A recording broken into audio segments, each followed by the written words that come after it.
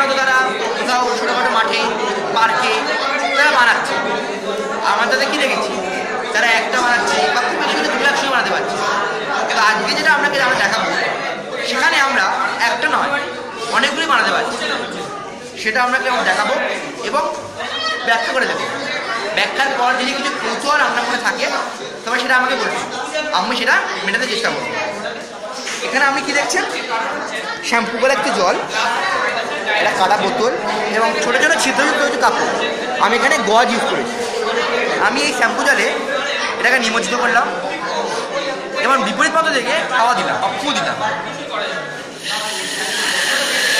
দেখুন এটা কেমন করে বেরিয়ে এলো। এর কারণ হলো আমরা জানি শ্যাম্পু জল মেশালে বুদবুদ বা আমরা যেটাকে বাবলস রূপে জানি সেটা তৈরি হবে। এইবারে যখন এই বুদবুদের সৃষ্টি হলো, আমরা এটা কাটা বোতলে যে কাপড় লাগানো আছে ছোটো ছোটো ছিদ্রযুক্ত কাপড়, সেটাকে আমরা নিমজ্জিত করার পর কী হলো, এই বাবলসগুলো এর সঙ্গে আটকে গেল। এবার বিপরীত প্রান্তে যখন হাওয়া দিলাম তখন সেই বাবলসগুলি বেরিয়ে এলো ফেটে।